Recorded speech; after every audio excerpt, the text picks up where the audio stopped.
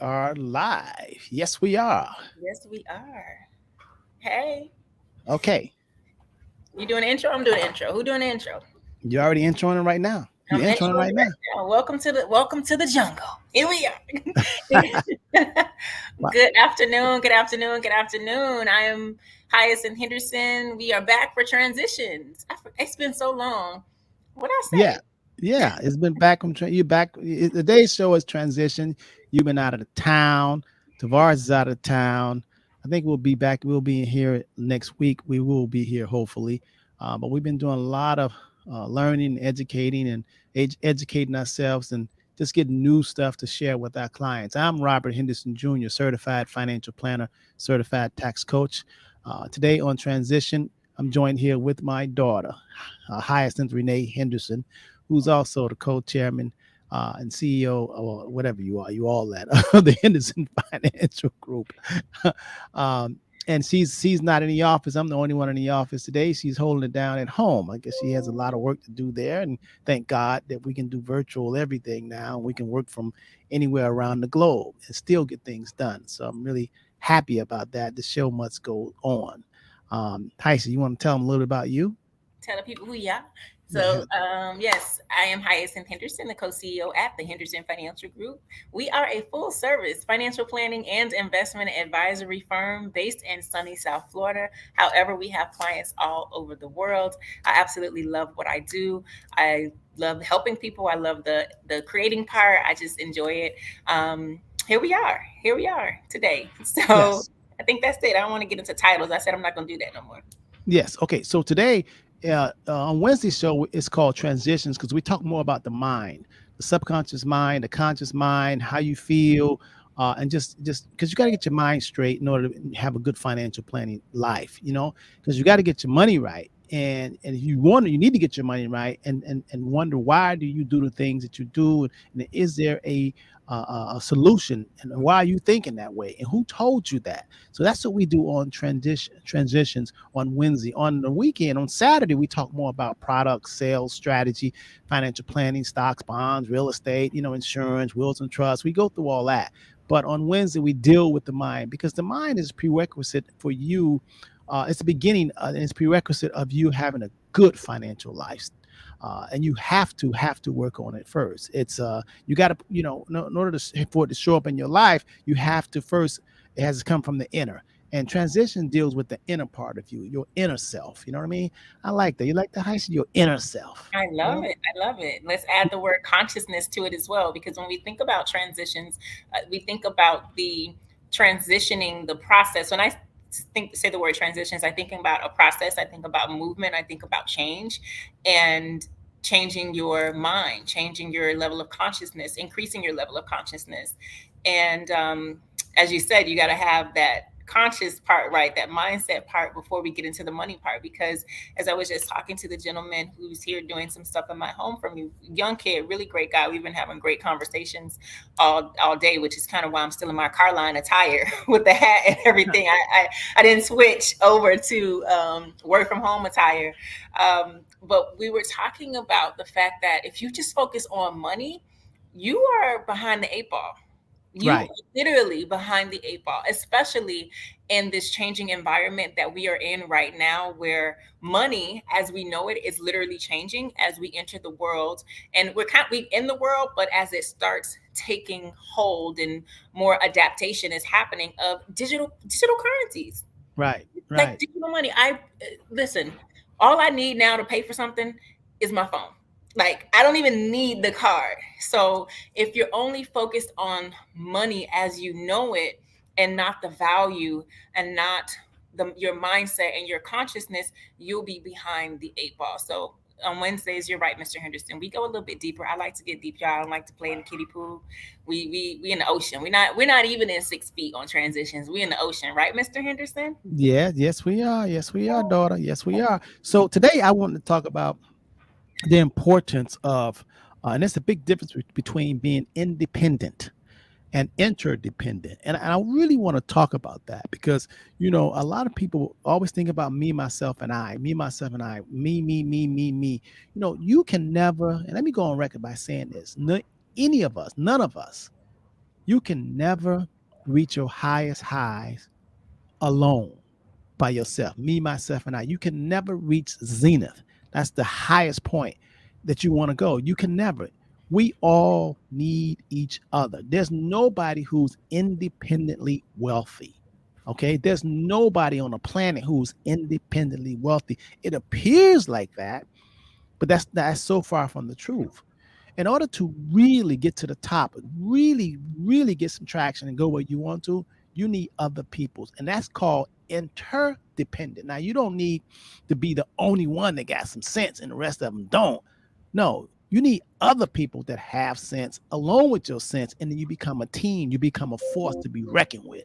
And anytime you have that, you can be unstoppable. I don't care what field, what industry you in. If you are interdependent and you can work with people, the left hand, the right hand, man, you could go to the top. The problem is most people have been conditioned to think that they have to do it alone, and being independent. And independent is a very, very lonely slap. It is so bad because sometimes we have good days and bad days. If you independent, that's all you think, that it's all you. What if you not pitching good this game? What if you have an off game and shooting the basketball? What if you have an off game, off night, and singing? Your voice is not good. You need the backup singers to bring you up, man.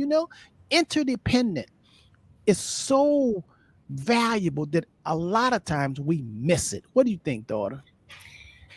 I love it. And I, as you were speaking, I was thinking about the purpose of life. And if we're gonna go deep in the ocean, like we all the way out there, we on the yacht, that ocean part where it's like dark, dark blue. Now you can't see the shore. We not at the shore. Okay. We have taken the yacht out and we are in like, dang, this water is deep blue. So let's go there. Our human existence is about working together. We are one. So for those of you who are listening, do yourselves a favor and look up the law of one in your downtime. Look up the law of one.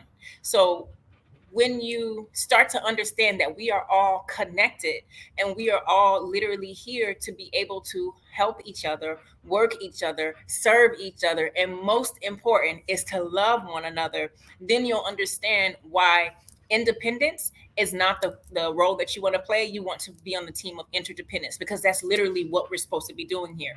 And when you think about independence and interdependence, having a level or playing in the ocean or the side of the field where you're like, okay, we're all one, we're going to work together.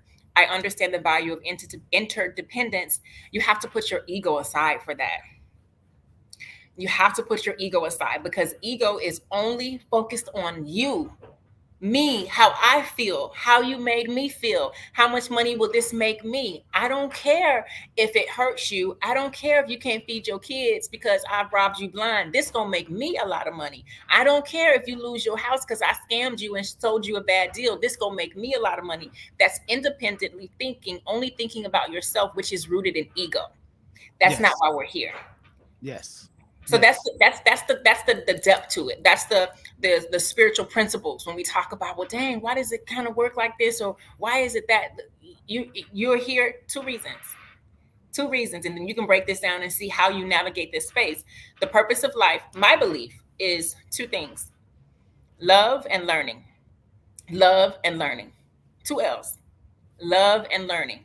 So when you focus on the learning, then what do you do with the learning? It's not so that you learn and you exclude yourself and set high and look low. It's so that you learn, and then you take that knowledge that you're learning, and out of love, you start sharing that. You cannot love other people and share knowledge if you are only focused on you. How much money is in it for me? I don't care how anyone else feels. I don't care about the starving children. I don't care. All I care is about me. I'm independent. I'm self-made. I did it on my own. I got it out the mud. And so I'm angry with everybody else. If you are that way, then you are operating in ego. And so surely, not if, but when, there are going to be other issues that come up in your life that will sit you down to cause you to reflect and say, dang, I had it all, or I thought I had it all, or I was doing good, but why is this happening? Because you were focused on yourself. You're focused Independent. on That's right. only. Yeah, And I like how you say love and learning. that's it. Because when you say love and learning, and then I thought about sharing, but however, you don't really have to say sharing, because if you put love It is truly impossible to truly love and not share. Absolutely. It is truly, truly impossible to truly love and not share. Because when you love, you want to share that love. You know, you really do. You want, it's like, oh my God, look, I'm on the top of the mountain.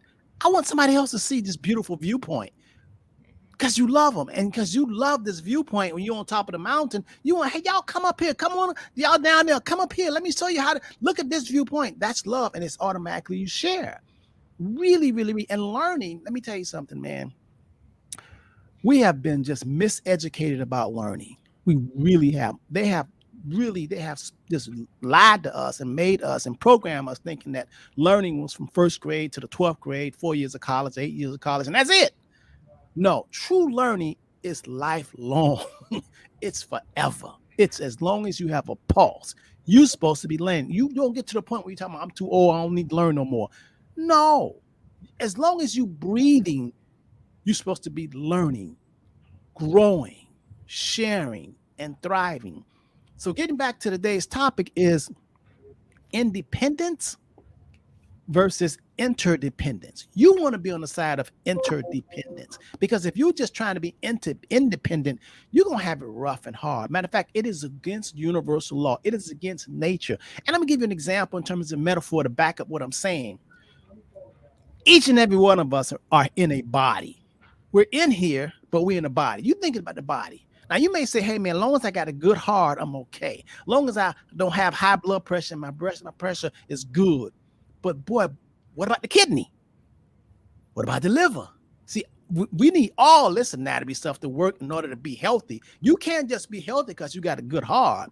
Because I'm gonna tell you some of you, if your bladder and your kidney and your spleen go bad, you ain't healthy. So therefore, we each of us, everything that's in us is dependent on each other in order to function, in order to be flowing, in order to have that prosperity. Prosperity means to flow. And I want you all to think of a river just flowing, a stream that's flowing. You know what I mean?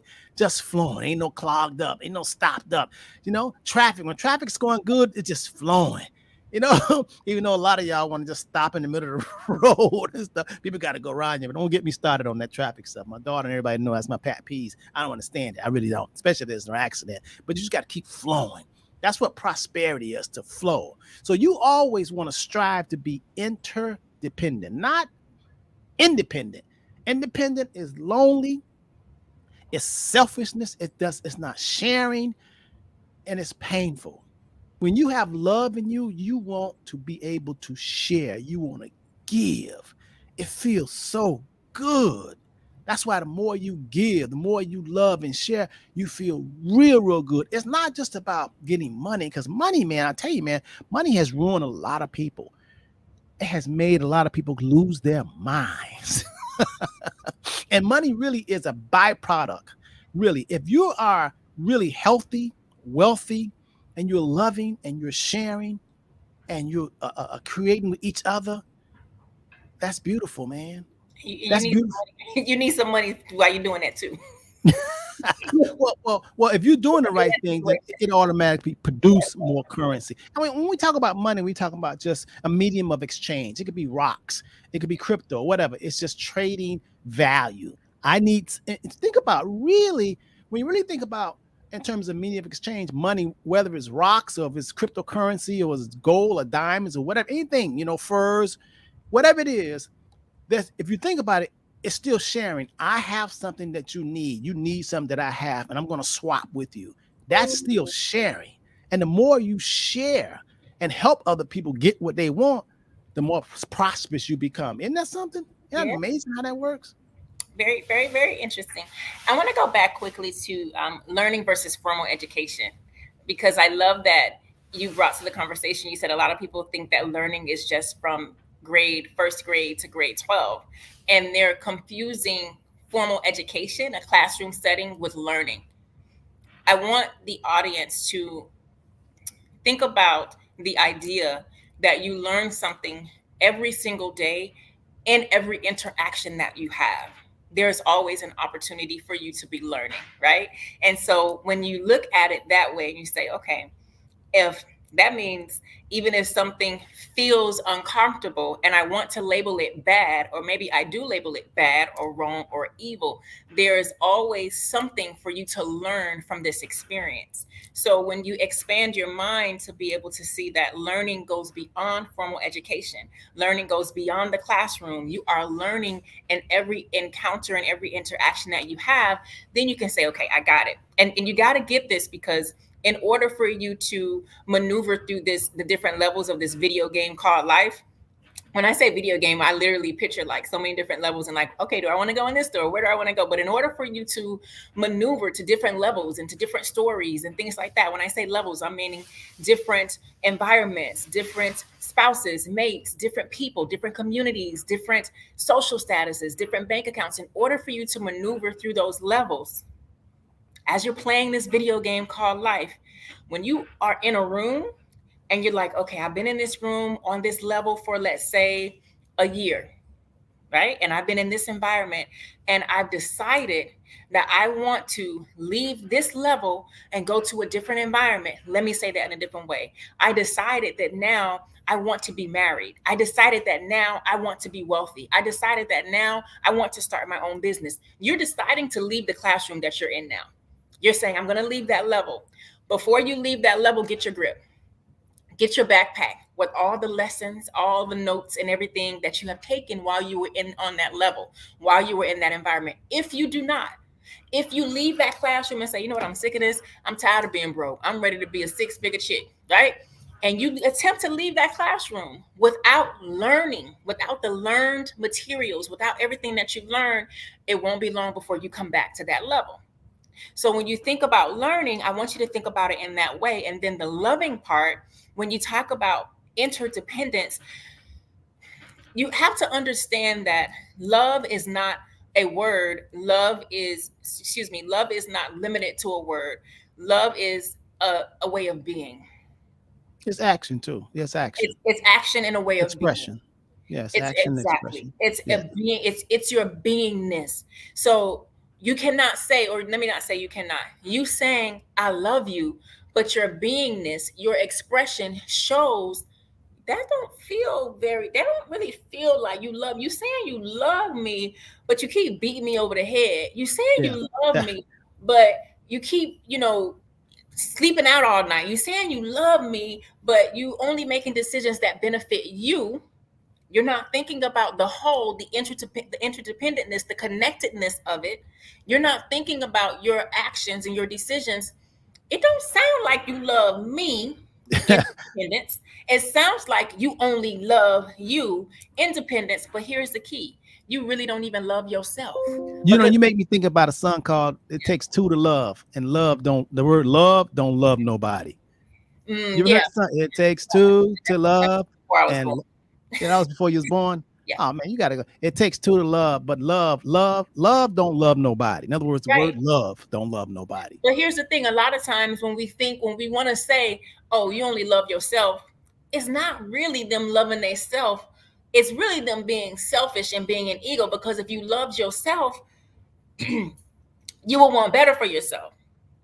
I know I'm all the way. I don't took the Well, yacht further out. no, but what you're saying is that when you love yourself, you pick up on if you really love yourself, you can't really love yourself without feeling love for others because Correct. it's the golden rule. Correct. Because if you love yourself and you know how it feels to feel good, then that love is so contagious that you what you want for yourself, you want for the next You man. want for others. Absolutely. And that's scriptures. You know, it's universal law. When you really love, you love yourself, but what you want for yourself, you want for the next man. That's true love. A lot of people talking about their love. That's why it always amazed me. You have someone who can go out and be a savage and just wreak havoc on another person because the color of their skin, but then they love their wife and their children. You know, that always amazed me, Heisey, when you watch these movies and it's like, let's say the mafia, and they'll go out there and they'll just kill a whole lot of people. But then if someone kill their son or brother, they feel like, oh my God, oh my God. I'm like, Well, you kill people all the time. You don't feel like they feeling like so that's why you're right. It's selfishness. It's not true love. It's just selfishness. Because true love, man, I'm not gonna hit you in the head with a hammer because I don't want nobody to hit me in the head with a hammer. So why would I want that of you if I don't want it of me? That's the golden rule.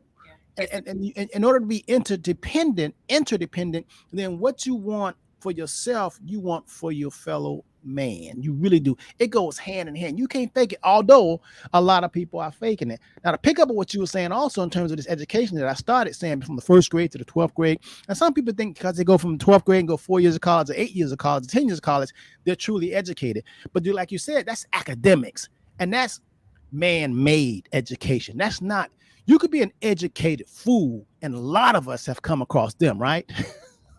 Oh yeah. Oh you yeah. know, you know everything, but you don't know nothing. There's no feeling. There's no substance. There's no spirit there. It's only the letter of the law, and there's a difference between the letter of the law and the spirit of the law. This guy named Jesus came for the spirit of the law, not the letter of the law. Letter of the law is just okay. This is this going out of the square. You can't go out of the square. You confined in this. You got to do this. You can't look here. You can't look here. You got to be programmed and do that.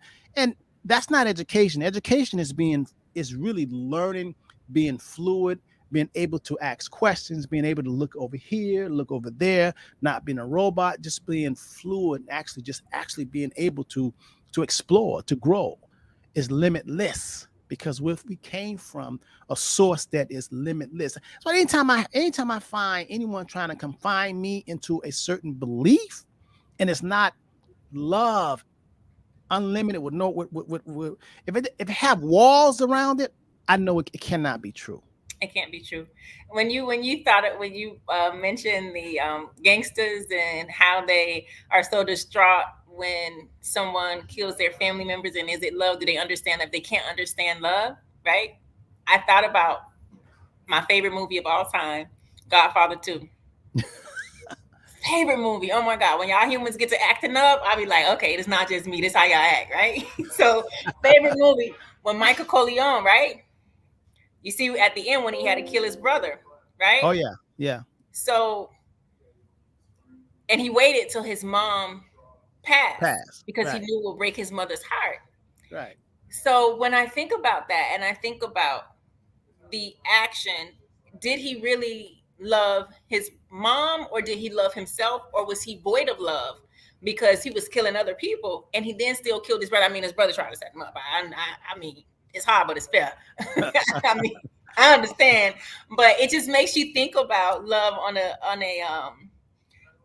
a deeper level. And you're absolutely right when you talk about the spirit of the law versus the letter of the law. And you used to tell me that for many years, and it wasn't until 2023 You're that I kidding me. realized I used to always I see the spirit of the law. No, and I'm like, nope, but right in 2023, I remember one day I was experiencing something and I said, no, it's not the letter of the law, it's the spirit of the law. And I Oh finally got it. man. I See, see, finally got it.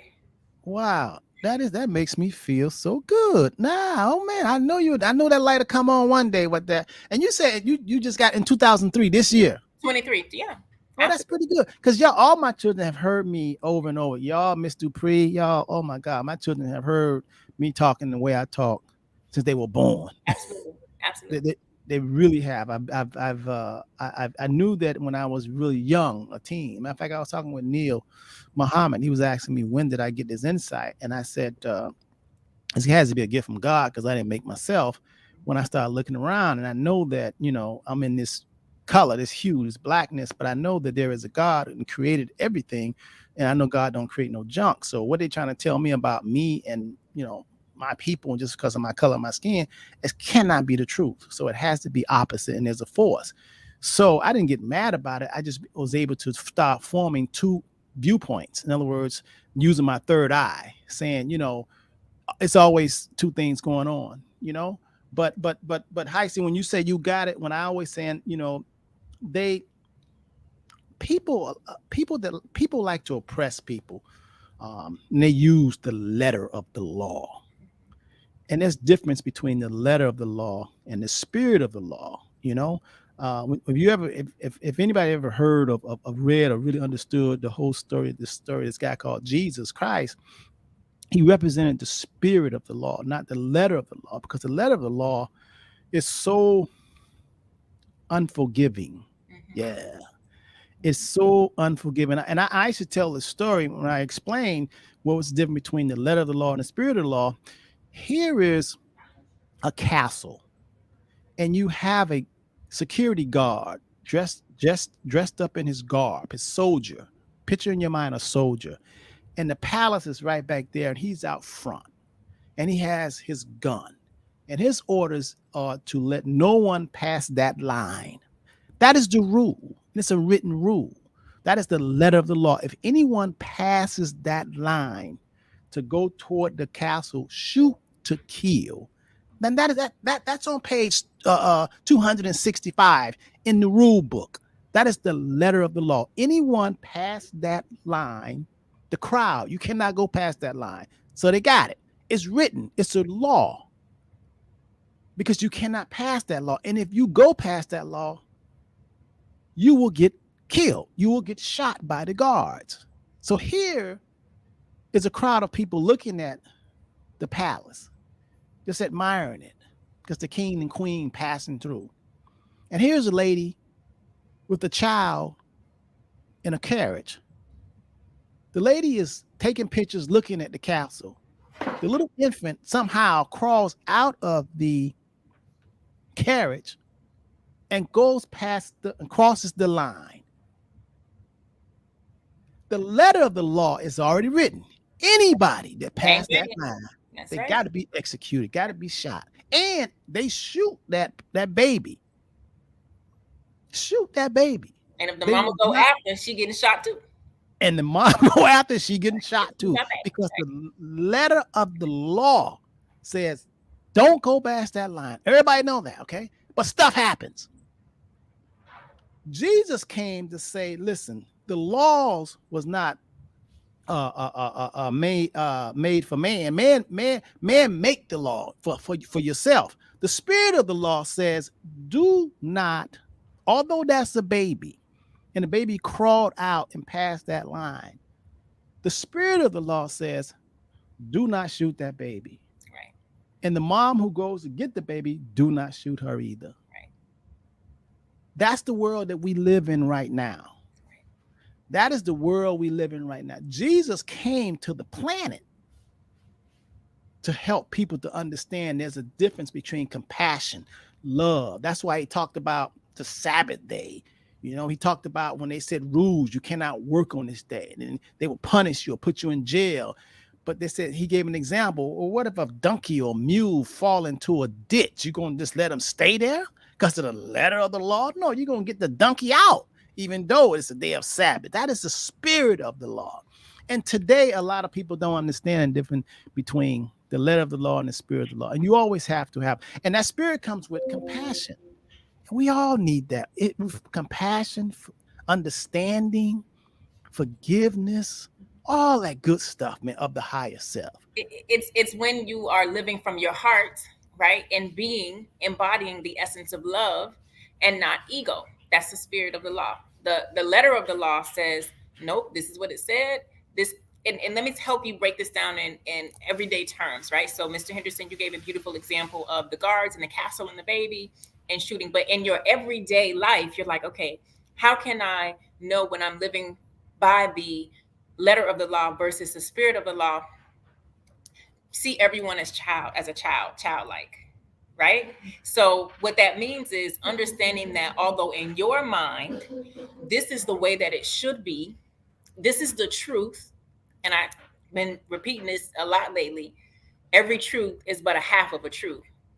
So this is the truth based on the way I see it, right? And because you are not abiding by my truth and what I say, how I think it should be and feel, the rule that I have made up, then you're going to suffer the consequences. That's the letter of the law.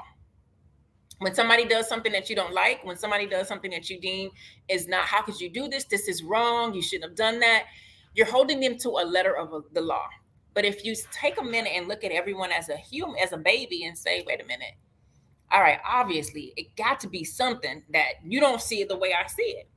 And instead of me continuing to beat you in the head or hang you, I'm gonna go by the spirit of the law and say, all right, no problem. Not that I'm approving what you do, but I'm not gonna shoot you. So in the guard example, not that because the baby crossed the line, we're gonna let the baby cross the line, go in the castle. It's party over here. No, no, no. Come on, get the baby back. We're not gonna kill you. Get back over here. Don't do it again. Not going about your business. So when you engage with people and when you have human interactions, when you are living by the letter of the law, you're not thinking about it from their perspective. You're not understanding the relationship of interdependence. You're only thinking about it from your perspective, which is ego. When you're only thinking about it from your perspective, that's an independent viewpoint, an independent perspective, and that is rooted in ego. When you zoom out and you say, you know what, I don't understand it, but I am open to understanding that you see it differently. And because it's not all about me, independence, because we all are one and connected, interdependence, I'm gonna let you slide. I'm gonna cha-cha over here though. While you slide, I'm gonna cha-cha over here, because just because you've crossed the line don't mean it's a party now. I hope y'all understand what I'm saying. I'm Well, trying to give it to you how I see it in my head, and I see all these different pictures and stuff like that. I hope y'all get it. well, what you're explaining is happening right now Mhm. over there with Israel and Hamas and Palestine. Yeah, I don't know. No, Take but no, but the principles, without getting into detail in terms of the spirit of the law and the letter of the law, the letter of the law was broken, and we all know the letter of the law was broken. Now the world is waiting for the spirit of the law to take place. right. And the people that's just sticking about the letter of the law, no, you fired the first shot. They're saying no, no, no, no, no. The spirit of the law, meaning that there's millions of people that are going to die because the letter of the law was broken, and they're trying to work out to get the spirit back into it. But there's a tough rumble. No, no, no, you crossed the line. You did this, and there's no turning. So that's what's going on right now. And we started talking about this because we started talking about being interdependent versus being independent. And we have been programmed from since we were born to be independent. And a lot of people, want to, it's a selfish act because it does not include a team. And you can never get to your highest self by yourself. It's just impossible. And we have so many examples. I gave an example about just the human body. We need the heart. We also need the liver. The heart can't just say, matter of fact, looking at the whole body, you can look at the hand. The thumb can't say, hand, hey, Robert, get rid of all the rest of these fingers. I'm the thumb. I'm the fattest one. I'm the thumb. No, I need this one too. And remember, and you think about this one. If each of us look at our fingers, our hand, you got the longest tall one right here. It can't brag that it's better than the thumb or the pinky, because to throw a baseball or to make a fist, we want them all, and they all different shapes and sizes. That's called interdependent. My hand, your hand is interdependent. It's not independent. You don't have, thank God, the creator of the heavens and the earth didn't make us all with one little walking around. That'd have been independent. You know what I mean? Guess what? We would say that was normal too, right? If everybody was like that, we just say this is normal. Yeah. We And would then if say, somebody descended upon us on our planet with 5 fingers, we say, you wrong. Why you got all these fingers? Why the doctor didn't cut them other 4 fingers off when you were born, right? yes. It's so funny. But there's a use for it. So when you think about it, that's why you always, and a lot of times the problem comes in, you want to be interdependent, but you can't get a good team. In other words, you're all 5 of your fingers are not one finger going this way, one going that way. Or if you have 2 legs, one going that way, one going that way, you have to be able to coordinate and have them say, listen, we going right or we going here. And then everybody coordinate. When you can do that, that's beautiful. That's what they call being in harmony. And you want to be in harmony. I love that word, being in harmony. When you're being in harmony, man, it just sounds so good. It just feels so good. When you're healthy, you're in harmony. Oh Your yeah. body is in harmony. Your mind is in harmony. When you're out of harmony, man, there's some stuff happening, right? Oh yeah.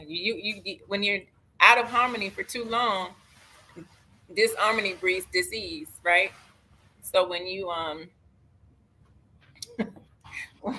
made me think about somebody who called yesterday and missed his call and told me nobody ain't called me. You said this.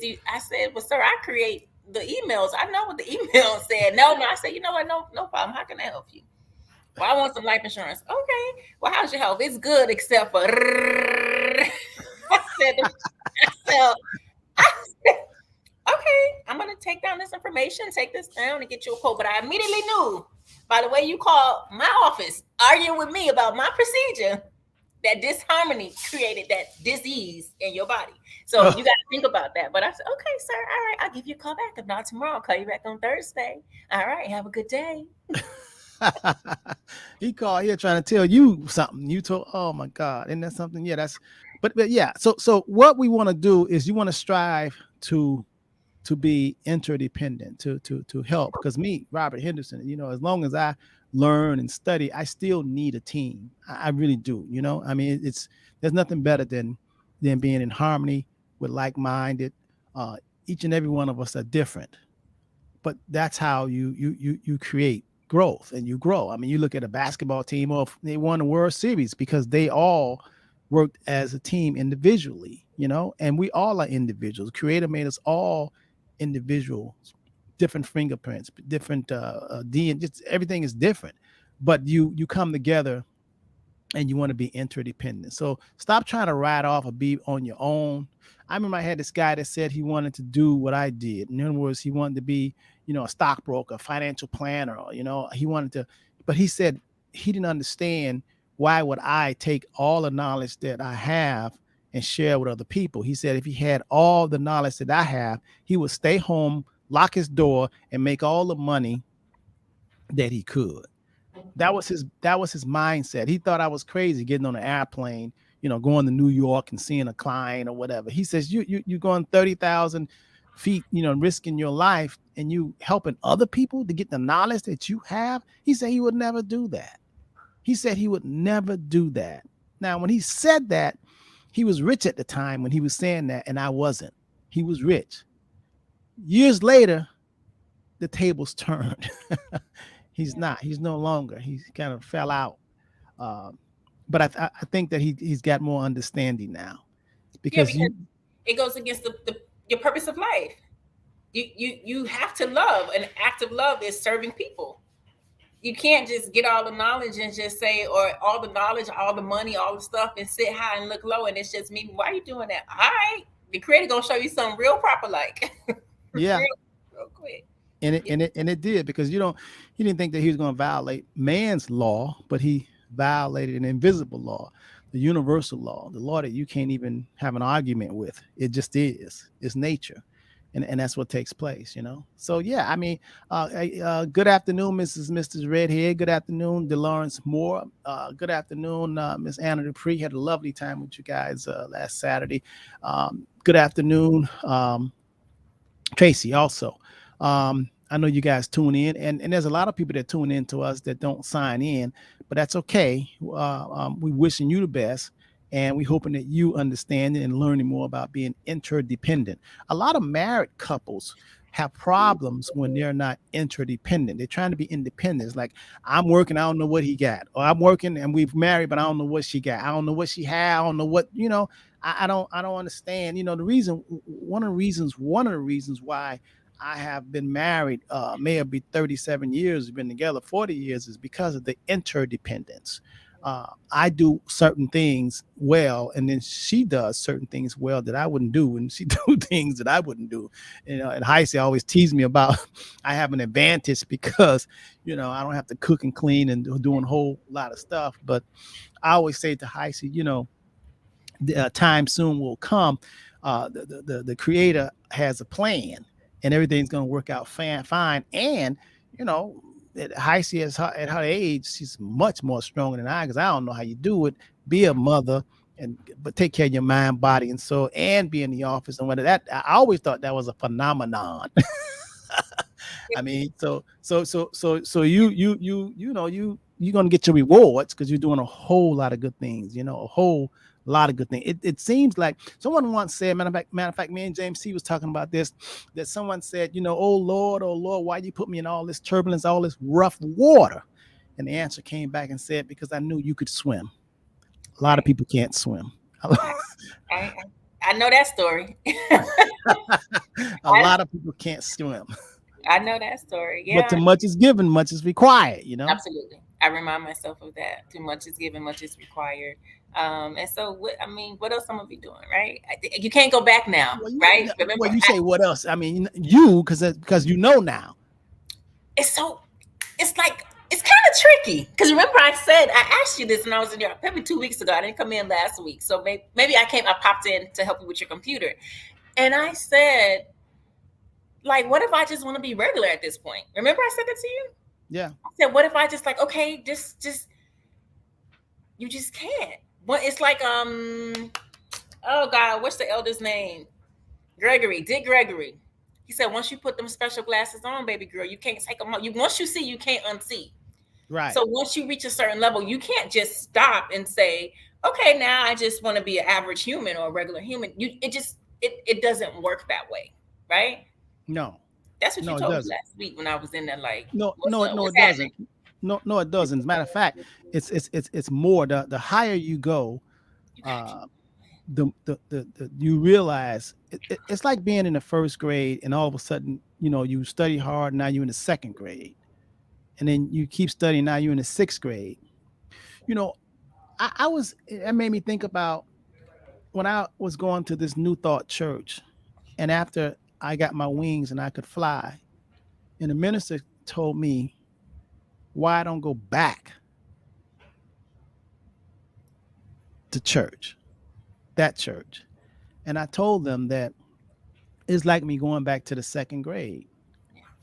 Anytime you reach a certain level and you get your wings and you can fly now, I never stopped studying, but I can't go back to the second grade being in Mrs. Robinson class. I can't.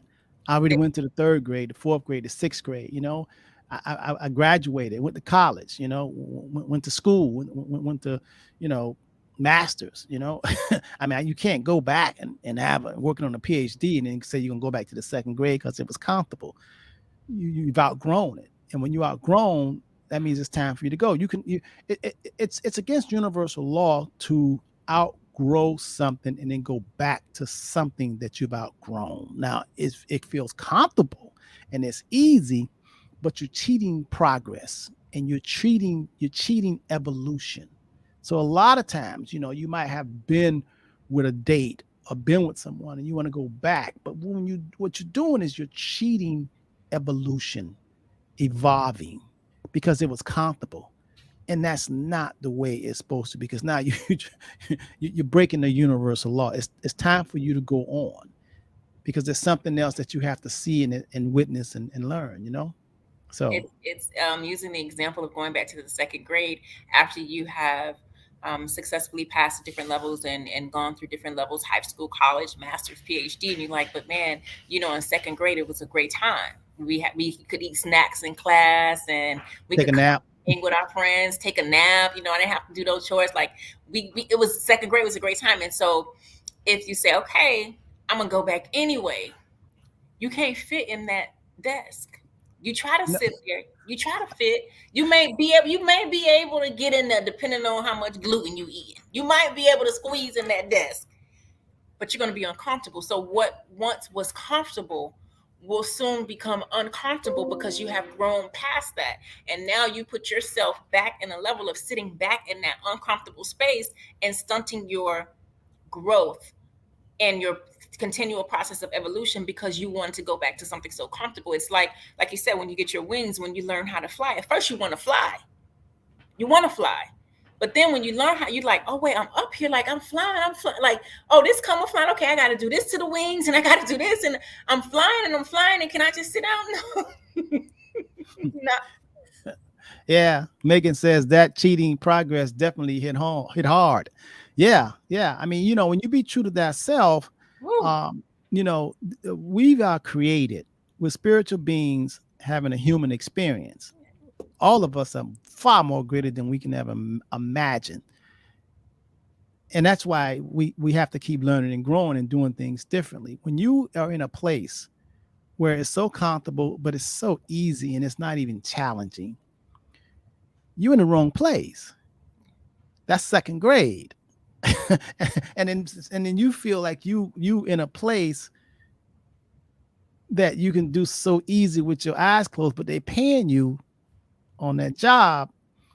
You it appears like you getting over on them, but universally, growth wise, psyche wise, for your mental state, you're cheating yourself. I mean, you really are. And you when you cheat yourself, you can never be comfortable. In other words, you can never be. You're not truly being who you supposed to be. And there's something inside of you that no, even though you want to say, nah, I'm good. I'm staying on this 9 to 5 job. I don't know how they do no work. They pay me anyway. I'm good. You know, you're really not good because you know that you're like a car that can go 80 miles an hour and you just drive it going 5 miles an hour every day. Matter of fact, you're blocking traffic because you're only going 5 miles an hour and you people got to go all around you and everything, but you're like, okay, but you're not doing what you're capable of doing. There's a prayer that say, God, please help me to be all I can be. Now that's deep. Get ready. That's deep. God, please, you created me, God. If you created me, please, God, help me to be all that I can be. You That's sure? deep. Huh? God saying, you sure? You sure? You sure? You I mean, ready? how many people? Okay, since you guys are tuning in, Megan, DeLawrence, Miss Redhead Dupree, how many of y'all would say, God, please help me to be all that I'm capable of being? Who wanna take that challenge? Put in the one if you want to take a challenge. If you don't want to take the challenge, then put a two. That's not a whole lot of people really want to be all they capable of being. Now that's sad to say, but that is true. You know that, right? Yeah, oh yeah, yeah. No, but people don't. Most people don't pray those types of prayers or affirm those types of affirmations or set those types of intentions. And this is where you have to pay attention to your language and your words, because most people just say, "Lord, help me get a new car, help me get another job, help me get a Stuff. man, help me," like, right. So it's very egoic, rooted, material things, and not make me my greatest potential. Take me to the highest of heights, because guess what, baby? Get ready. I'm gonna dunk your Yeah. behind into that water a little bit. Like you throw me in the deep end already, but I can't swim out there. What Yes, you you can. said? How you gonna learn how to swim if I don't throw you in the deep end? How you gonna learn? You say you really want this? You want. It's what you That's why they say be careful. What you ask for. But really, if our gift, if God gave us the gift to life, we're supposed to turn around and say, God, my gift to you is what I do with this gift of life that you gave me. Some people just want to stay in second grade and just want to eat something and watch TV and just relax, you know. But that's not being all you capable of being. So when you look at the whole world, there's not a whole lot of people want to be all they could be. There's a lot of people that like automobiles. I'm using the metaphor, the example as an automobile. Of all of us cars, some Volkswagen, some Porsches, some Cadillacs, some Volvos, some Toyotas, and we know we all are different. We have motors, and we've come. I mean, a Cadillac itself. If a Cadillac could talk, it can't brag that it's a Cadillac, and then a Corvette can brag that it's a Corvette, and then a Toyota brag that it's a Toyota because it didn't make itself. You just got to say, okay, I'm a Toyota. I better, I want to try to hold up and be as efficient as I can. The Cadillac says, I gotta do my thing. But if you're equipped, if you're made and you didn't make yourself, you ought to be trying to say, okay, am I really, really doing the best that I could be? And you got to ask yourself, that, and you got to be honest with yourself. That's scripture too. Be true to thyself. It's true. What Megan said.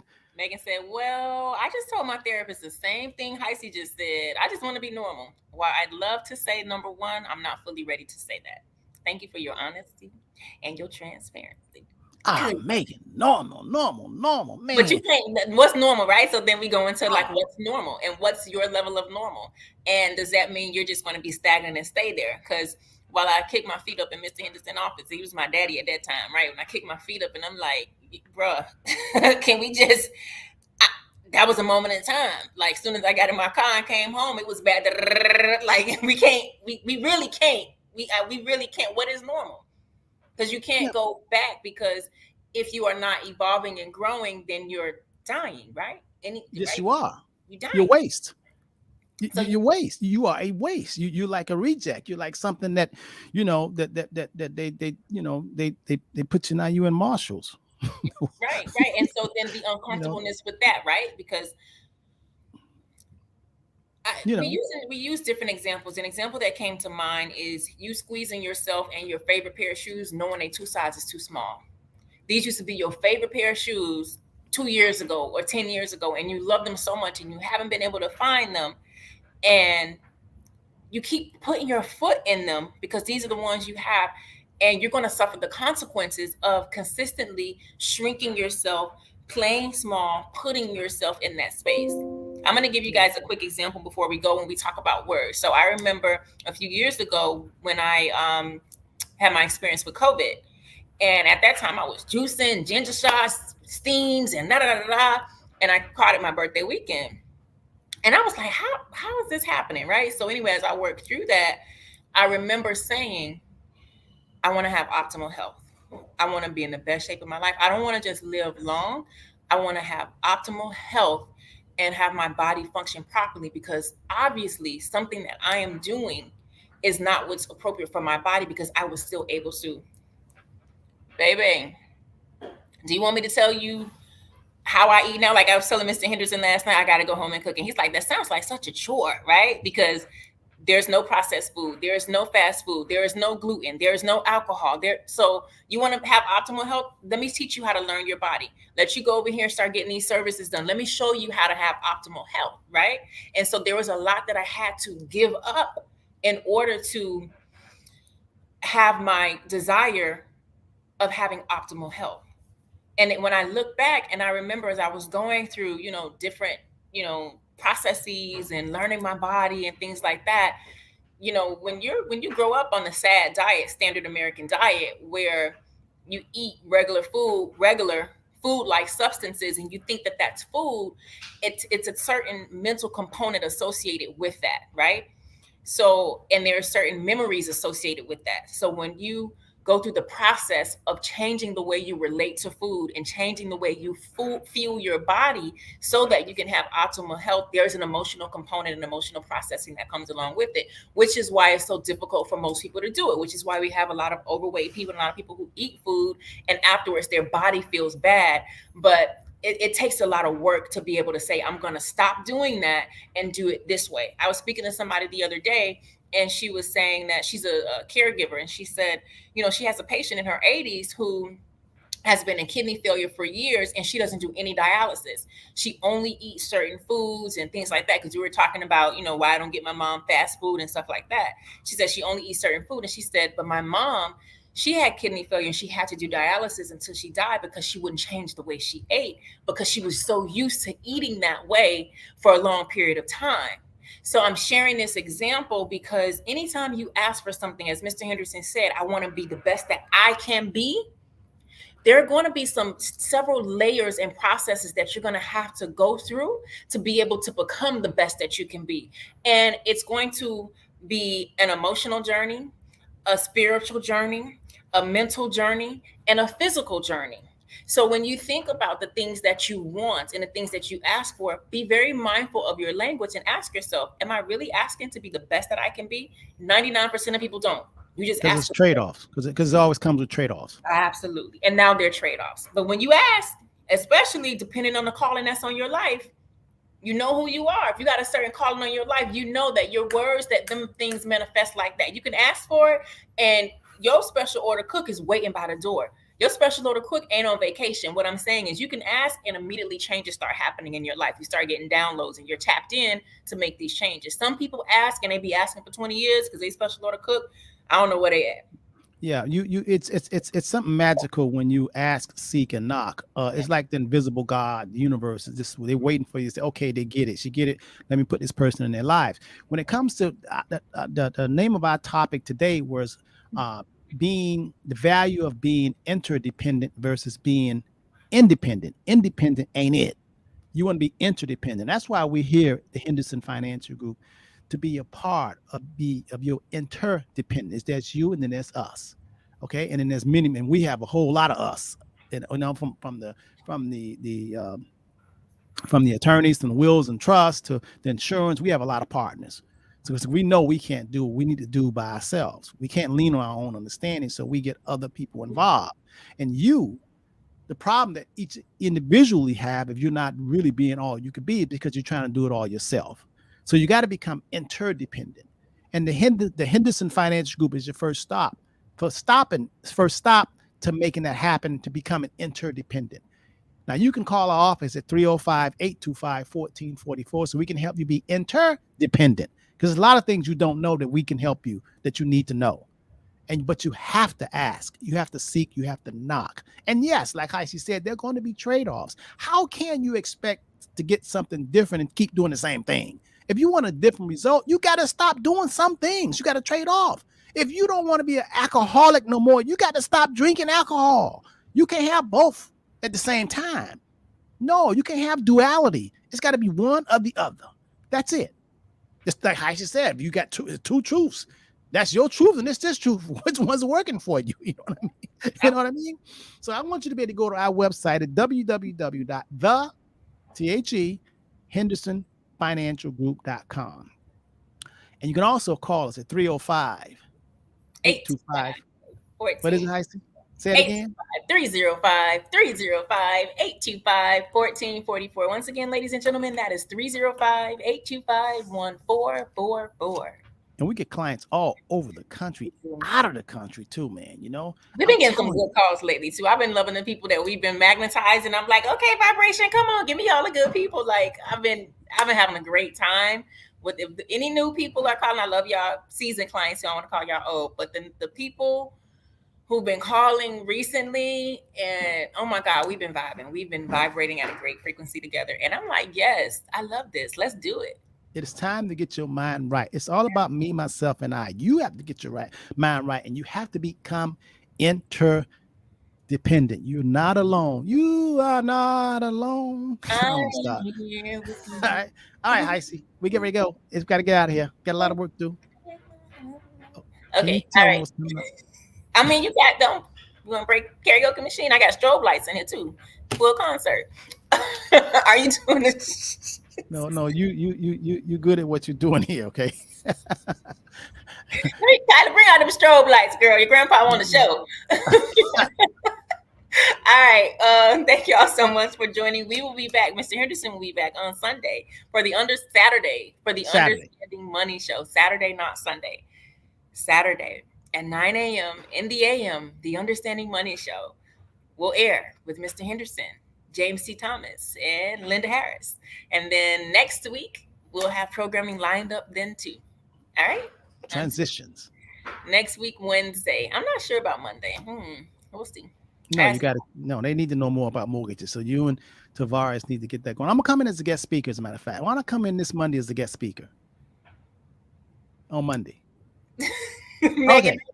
Don't laugh, Megan. This is how I really be in his office, like. Okay. All right. Spirit of the law. Remember the spirit of the law. The spirit. I gotta go. Later. All right. Peace, y'all. Peace.